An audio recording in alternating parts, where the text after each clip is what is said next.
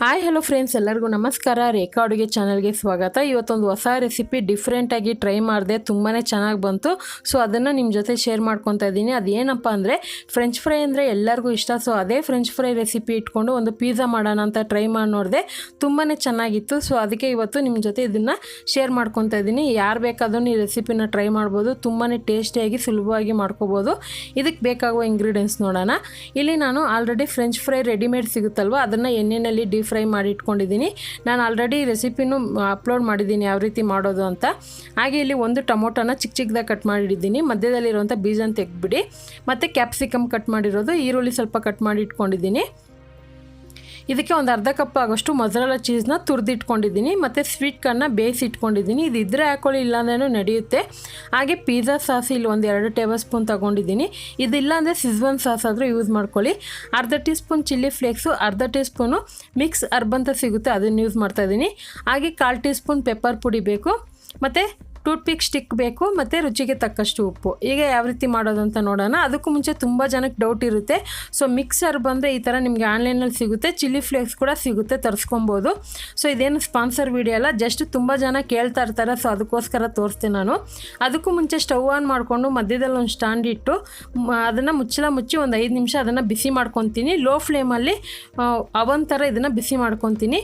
ಅದಾದಮೇಲೆ ಈಗ ಒಂದು ಬೌಲ್ಗೆ ನಾನು ಕಟ್ ಮಾಡಿರೋವಂಥ ತರಕಾರಿಗಳು ಹಾಕ್ಕೊತಾ ಇದ್ದೀನಿ. ಹಾಕ್ಕೊಂಡು ಇದಕ್ಕೆ ಚಿಲ್ಲಿ ಫ್ಲೇಕ್ಸು ಮತ್ತು ಮಿಕ್ಸ್ ಅರ್ಬು ಮತ್ತು ಪೆಪ್ಪರ್ ಪುಡಿ, ಸಾಲ್ಟ್ ಇದೆಲ್ಲ ಹಾಕ್ಕೊಂಡು ಚೆನ್ನಾಗಿ ಇದನ್ನು ಸ್ಟಫಿಂಗ್ ಮಿಕ್ಸ್ ಮಾಡ್ಕೊಬಿಡೋಣ. ತರಕಾರಿ ಅನ್ನೋದು ನಿಮ್ಮ ಹತ್ರ ಕ್ಯಾಪ್ಸಿಕಮ್ಮು, ಸ್ವೀಟ್ ಕಾರ್ನ್ ಇಲ್ವಾ, ಬೇರೆ ಈರುಳ್ಳಿ ಟೊಮೊಟೊ ಹಾಕಿ ಕೂಡ ಮಾಡ್ಕೊಬೋದು. ಸೊ ಇದ್ದರೆ ಹಾಕ್ಕೊಳ್ಳಿ. ನೋಡಿ ಇವಾಗೆಲ್ಲ ಇದು ಚೆನ್ನಾಗಿ ಮಿಕ್ಸ್ ಮಾಡ್ಕೊಂಡಿದ್ದೀನಿ. ಉಪ್ಪು ಖಾರ ಎಷ್ಟು ಬೇಕಂತ ನೋಡ್ಕೊಳ್ಳಿ. ಇವಾಗ ಇದು ರೆಡಿಮೇಡ್ ನಿಮಗೆ ಆನ್ಲೈನಲ್ಲಿ ಸಿಗುತ್ತೆ ಈಸಿಯಾಗಿ, ಅಥವಾ ನೀವು ಮನೇಲಿ ಕೂಡ ಮಾಡ್ಕೋಬೋದು. ಸೊ ನಾನು ಶಾಪಿಂಗ್ ಹೋದಾಗ ರೆಡಿಮೇಡ್ ಫ್ರೆಂಚ್ ಫ್ರೈ ಸಿಗುತ್ತಲ್ಲ, ಅದು ತೊಗೊಬಂದಿದೆ. ಸೊ ಈ ಥರ ಟ್ರೈ ಮಾಡಿದೆ, ತುಂಬ ಚೆನ್ನಾಗಿ ಬಂತು. ನೋಡಿ ಈ ಥರ ಟೂತ್ಪಿಕ್ಕಿಂದ ಇದನ್ನು ಚೆನ್ನಾಗಿ ಒಂದಕ್ಕೊಂದು ಪಕ್ಕನೇ ಜೋಡಿಸ್ಕೊತೀನಿ. ಸುಮಾರು ಒಂದು ಕಡ್ಡಿನಲ್ಲಿ ಒಂದು 5 ರಿಂದ 6 ಆಗುತ್ತೆ. ಇದು ಆದಷ್ಟು ದಪ್ಪ ಇರೋದು ನೋಡಿ ತಗೊಳ್ಳಿ. ಇದನ್ನು ನಾನು ಒಂದೇ ಒಂದು ಸರಿ ಎಣ್ಣೆಯಲ್ಲಿ ಡೀಪ್ ಫ್ರೈ ಮಾಡಿದ್ದೀನಿ. ಸೊ ಉಳಿದಿರೋದು ಇದೇ ರೀತಿ ಮಾಡ್ಕೊತೀನಿ. ನಾನು ಈ ಥರ ಒಂದು ಪಿಜ್ಜಾ ಟ್ರೈ ಪ್ಲೇಟ್ ಸಿಗುತ್ತಲ್ವ, ಅದರಲ್ಲಿ ಇಟ್ಕೊಂಡಿದ್ದೀನಿ. ನಿಮ್ಮ ಹತ್ರ ಈ ಥರ ಪ್ಲೇಟ್ ಇಲ್ಲ ಅಂದರೆ ಒಂದು ಸ್ಟೀಲ್ ಪ್ಲೇಟು ಅಥವಾ ಅಲ್ಯೂಮಿನಿಯಂ ಪ್ಲೇಟ್ ಅದು ತೊಗೊಬೋದು ನೀವು. ಇವಾಗ ನಾನು ಇದ್ರ ಮೇಲೆ ಪಿಜ್ಜಾ ಸಾಸ್ ಹಾಕ್ಕೊತಾ ಇದ್ದೀನಿ. ಪಿಜ್ಜಾ ಸಾಸ್ ರೆಸಿಪಿನ ಖಂಡಿತ ಅಪ್ಲೋಡ್ ಮಾಡ್ತೀನಿ, ಯಾವ ರೀತಿ ಮನೇಲೇ ಮಾಡೋದು ಅಂತ. ಸೊ ನಿಮ್ಮ ಹತ್ರ ಇಲ್ಲ ಅಂದರೆ ಸಿಜ್ವಾನ್ ಸಾಸು, ಟೊಮೊಟೊ ಕೆಚಪ್ಪು ಅಥವಾ ಮಯೋನಿಸ್ ಸಾಸು ಯಾವುದಾದ್ರೂ ಯೂಸ್ ಮಾಡ್ಕೊಬೋದು. ನಿಮ್ಗೆ ಯಾವ್ದು ಇಷ್ಟನೋ ಅದನ್ನು ಹಾಕ್ಕೊಳ್ಳಿ. ಈಗ ನಾನು ಇದಕ್ಕೆ ಚೀಸ್ ಸ್ವಲ್ಪ ಉದುರಿಸ್ಕೊತಾ ಇದ್ದೀನಿ. ಮೊಜರೆಲ್ಲಾ ಚೀಸು ಪಿಜ್ಜಾಗಂತಲೇ ಸಿಗುತ್ತೆ, ಅಥವಾ ನಿಮ್ಮ ಹತ್ರ ಇಲ್ಲಾಂದರೆ ನಾರ್ಮಲ್ ಚೀಸ್ ಕೂಡ ಹಾಕೊಬೋದು. ಇವಾಗ ಸ್ಟಫ್ ಮಾಡಿರೋಂಥ ತರಕಾರಿ ಹಾಕ್ಕೊತಾ ಇದ್ದೀನಿ. ಈ ತರಕಾರಿ ಚೀಸೆಲ್ಲ ನಿಮ್ಗೆ ಎಷ್ಟು ಬೇಕೋ ನೋಡ್ಕೊಂಡು ಹಾಕ್ಕೊಳ್ಳಿ.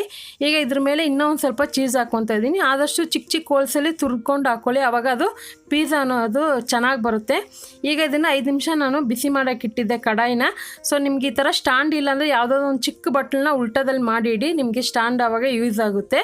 ಈಗ ನೋಡಿ ಈ ಪ್ಲೇಟ್ನ ಇಡ್ತಾ ಇದ್ದೀನಿ. ಇಟ್ಬಿಟ್ಟು ಇದನ್ನು ಮುಚ್ಚಿ ಲೋ ಫ್ಲೇಮಲ್ಲೇ ಇದನ್ನು ಒಂದು 10 ನಿಮಿಷ ಇದನ್ನು ಕುಕ್ ಮಾಡ್ಕೊತೀನಿ.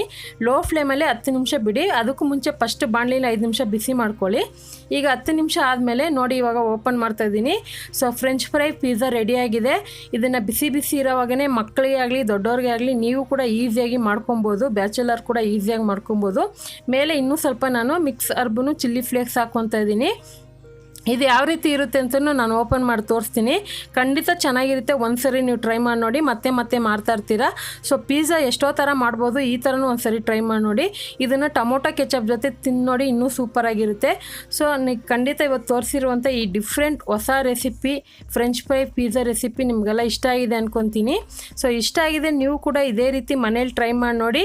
ಟ್ರೈ ಮಾಡಿಬಿಟ್ಟು ಯಾವ ರೀತಿ ಇತ್ತಂತ ಕಮೆಂಟ್ ಮಾಡಿ. ಈ ರೆಸಿಪಿ ಇಷ್ಟ ಆದರೆ ಈಗಲೇ ಒಂದು ಲೈಕ್ ಮಾಡಿ, ಹಾಗೆ ಶೇರ್ ಮಾಡಿ. ಮತ್ತಷ್ಟು ಈಸಿ ರೆಸಿಪಿಗೋಸ್ಕರ ರೇಖಾ ಅಡುಗೆ ಚಾನಲ್ನ ಸಬ್ಸ್ಕ್ರೈಬ್ ಮಾಡ್ಕೊಳ್ಳಿ. ಈ ವಿಡಿಯೋ ನೋಡಿದ್ದಕ್ಕಾಗಿ ಎಲ್ಲರಿಗೂ ಧನ್ಯವಾದಗಳು.